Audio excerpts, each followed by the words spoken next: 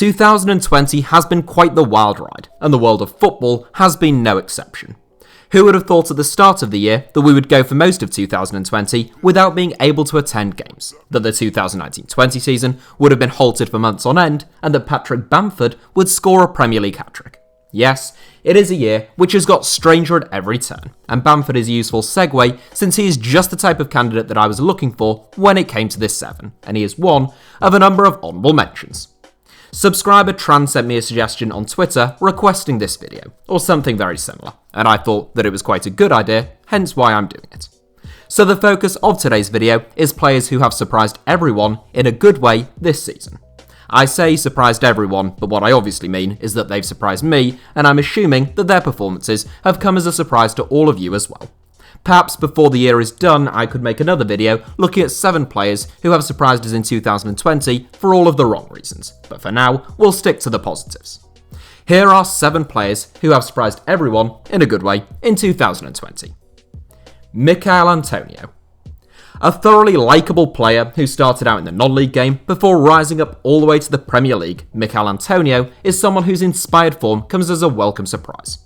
Quick, powerful and relentlessly hardworking, West Ham almost always look like a more dangerous proposition when Antonio is on the pitch. He doesn't give defenders a moment's rest, he's happy to run the channels for a full 90 minutes, and he's always ready to pounce on any defensive dithering or misplaced balls out from the back. Antonio was rather unfortunate in as much as when he was seemingly at the peak of his powers at West Ham, he was called up once for England under Sam Allardyce but didn't play, and then once again by Gareth Southgate but was forced to withdraw from that squad through injury. That appeared to be the purple patch of Antonio's career between 2016 and 2017, and he only scored 5 goals in the calendar year of 2019. Despite the arrival of record signing Sebastian Haller though, David Moyes has found a new role for Antonio at centre forward, where the 30-year-old has flourished. He has scored 12 goals in 2020, despite having been injured in the early parts of this season, and with a couple of games still to come, and his sensational form towards the back end of last season was a major factor in the Hammers' survival. Personally, I found his resurgence in 2020 to be rather surprising, and there aren't too many defenders in the Premier League who would relish coming up against Antonio given the form that he has shown this year. Dominico Bharati. A graduate of the Sassuolo Academy, who is already the club's all-time record goal scorer at the age of 26, Dominico Bharati has bagged 93 goals in 271 games for the current Serie A Highflyers. Sassuolo themselves are without doubt among the most surprising and most improved teams of 2020, and Bharati has been a key part of that success. Part of an eccentric but really exciting front three, Bharati is now the linchpin in Roberto De Zerbi's side. An excellent all-round forward with a fantastic work ethic, clever movement, and an eye for a pass, Bharati can play anywhere across the front three, but we're now most used to seeing him operate from out wide on the right flank. In the 2018-19 season, Bharati made a combined total of 12 Serie A goals and assists, a tally which he doubled in 2019-20. If he doubles it again this season, he'll put himself in Ballon d'Or contention, and whilst I don't think he'll manage that anytime soon, you can count on one hand the number of players who have been better than him in Serie A this season. So far this season, Bharati has made 8 goal contributions in 10 games for Sassuolo, in addition to scoring 3 goals in 4 games for Italy. Touted as a future star of the Italian game 6 or 7 years ago, Bharati had become a bit of a forgotten man in recent years, suffering from stuttered form and knee ligament damage, but he's enjoying a marvellous renaissance right now, and whilst 2020 has been a rotten year for most, it has been an excellent one for Sassuolo's star man. Tomas Souček. I hadn't actually realised when planning this 7 that I had included 2 West Ham players, but it's worth pointing out that the Hammers have enjoyed a fabulous turnaround in fortunes during 2020. West Ham began the year with just 1 win in 11, losing 8 games during that run.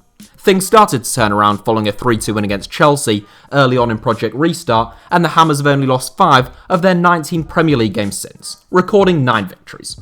It's a run of form which, this season at least, puts them 7th in the Premier League table at the time of this recording, and that's why I don't feel too stupid about the fact that I've accidentally included 2 West Ham players. A major factor in West Ham's resurgence has been the improved form of Michail Antonio, along with the January arrivals of Jarrod Bowen and Tomas Souček at the start of the year. Bowen's fine form at the London Stadium will come as little surprise to anyone who watched him during his time at Hull City, but certainly I wasn't expecting Thomas Souček to be quite so impressive, and I suspect I wasn't alone on that front. Of course, that's partly because he was previously playing for Slavia Prague, and the Czech First League isn't widely viewed across much of Europe. Nonetheless, even the most optimistic of West Ham fans probably didn't expect Souček to have such a profound impact on their team. The 25-year-old has formed a dynamic midfield partnership alongside Declan Rice, giving West Ham a steeliness, plenty of energy, and Souček has proven to be quite the goal threat going forward, partly due to his aerial presence. Souček recently won the Czech Golden Ball for 2020, following in the footsteps of the likes of Tomáš Rosický, Pavel Nedved, and Petr Cech on that front. Edmund Tapsouber. Everyone in this 7 has seen their profile rise in 2020, but in the case of Edmund Tapsouber, I don't even think I'd heard of his name this time last year. The 21-year-old centre-back from Burkina Faso joined Portuguese outfit Vitória Guimarães in the summer of 2018. Following a season in the Vitória B team, he was promoted to the first team in the summer of 2019, and it took him only half a season to catch the attention of Bayer Leverkusen's eagle-eyed scouts. The towering centre-back set Leverkusen back an initial €18 million, with a potential future €7 million in add-ons in January 2020. That is a sizable fee for a youngster who only had half a season of top-flight football under his belt, but it already looks like being one of the biggest bargains of this young decade. Tapsouber was an instant success in the Bundesliga, and whilst he still has plenty of room to improve, he already looks like one of the best young centre-backs on the planet. Despite his size, he's 6'4" tall, Tapsouber relies on his technical attributes much more than his physical ones.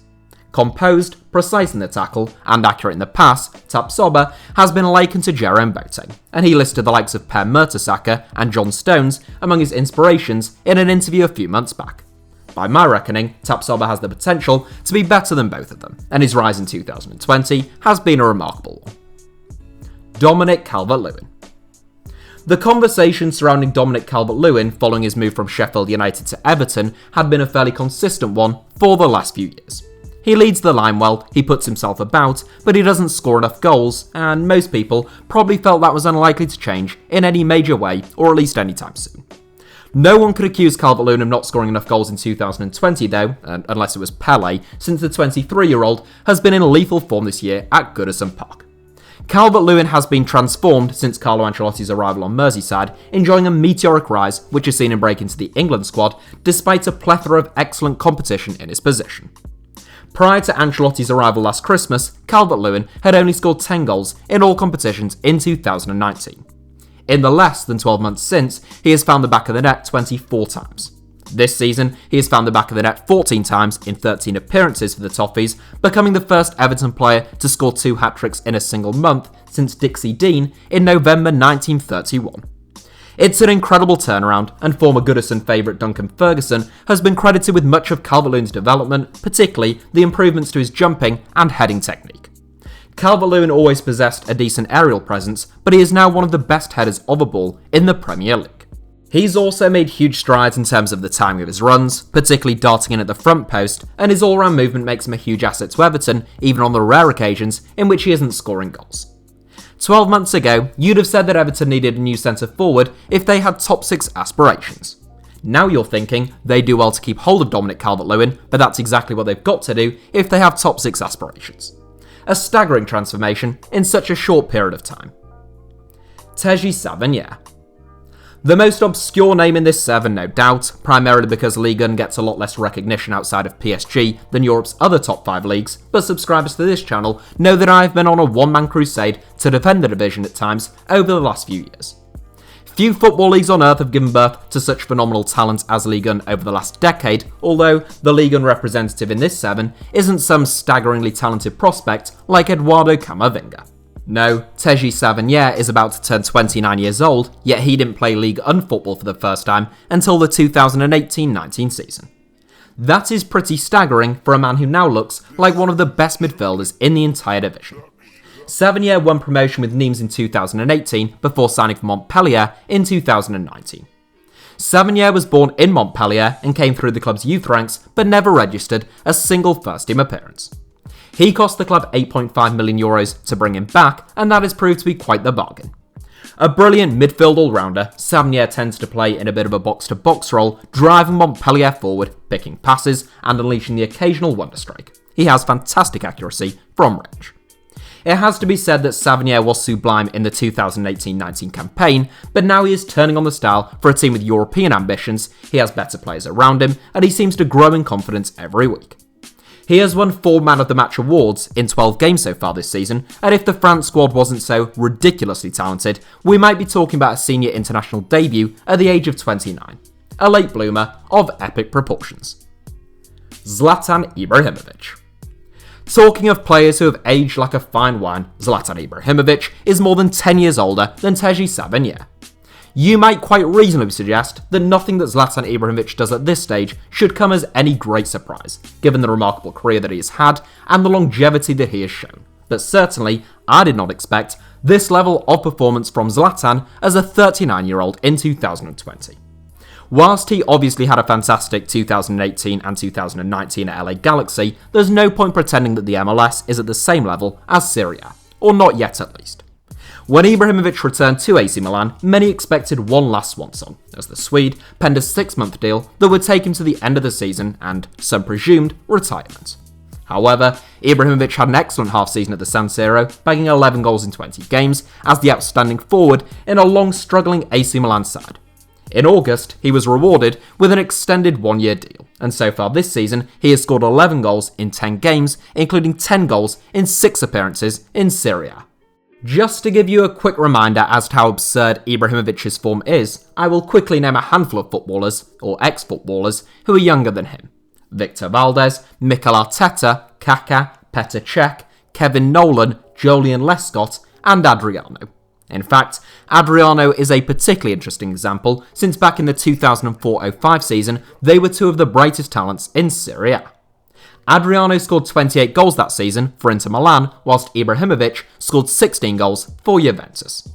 More than 15 years on, Ibrahimovic is on course for his 14th 20-plus goal season, aged 39, whilst Adriano, aged 38, effectively retired a decade ago.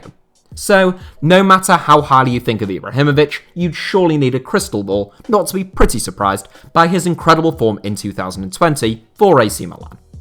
Honourable mentions go to the likes of Shea Adams, Patrick Bamford, Erling Haaland, Mikel Merino, Bukayo Saka, Dominic Szoboszlai, Bruno Fernandes, Renato Sanchez, and many, many more.